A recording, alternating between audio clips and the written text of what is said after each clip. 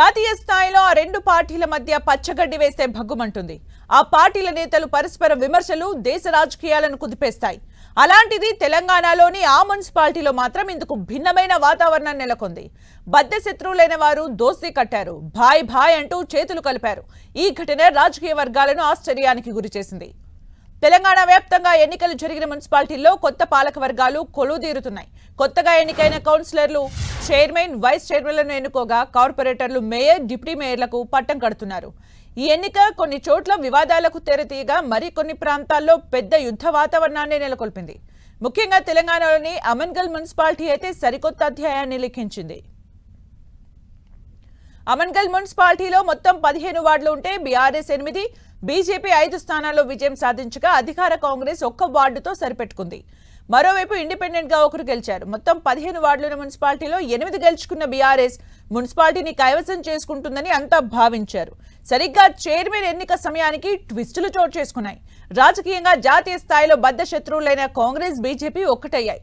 దీంతో ఎవరూ ఊహించని విధంగా ఒకే ఒక్క వార్డు గెలుచుకున్న అధికార కాంగ్రెస్ చైర్మన్ పీఠం దక్కించుకుంది. కాంగ్రెస్ కు బీజేపీ మద్దతు ఇవ్వడం, కాంగ్రెస్ చైర్మన్ పీఠం దక్కించుకోవడం అంతా ఒక సస్పెన్స్ థ్రిల్లర్ సినిమాను తలపించింది. బీఆర్ఎస్ నుంచి గెలిచిన కౌన్సిలర్ పత్యా నాయక్ ను కాంగ్రెస్ లోకి చేర్చుకుని నేరుగా ఆ వ్యక్తినే చైర్మన్ ను చేసింది. పత్యా నాయక్ కాంగ్రెస్ కౌన్సిలర్, ఇండిపెండెంట్ గా గెలిచిన అభ్యర్థి, బీజేపీకి చెందిన 5 కౌన్సిలర్లు మద్దతు తెలిపారు. వీరితో పాటు ఎక్స్ అఫీషియో సభ్యుడిగా ఎమ్మెల్యే కసిరెడ్డి నారాయణ రెడ్డి ఓటు వేసి చైర్మన్ పీఠం కైవసం చేసుకున్నారు. కాంగ్రెస్ కు మద్దతు తెలిపిన బీజేపీకి వైస్ చైర్మన్ పదవి ఇచ్చారు. అమన్గల్ వైస్ చైర్పర్సన్ గా బీజేపీ కౌన్సిలర్ గీతా ఎన్నికయ్యారు. దీంతో బీజేపీ, కాంగ్రెస్ ల పొత్తు దేశవ్యాప్తంగా చర్చనీయాంశమైంది.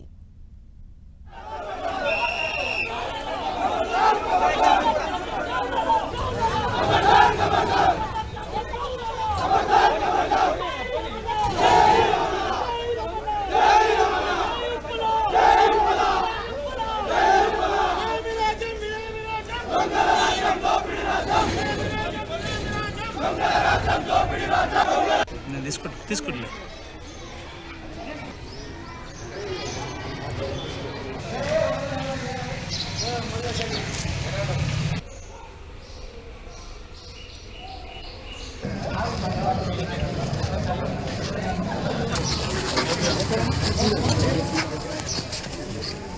No está bien,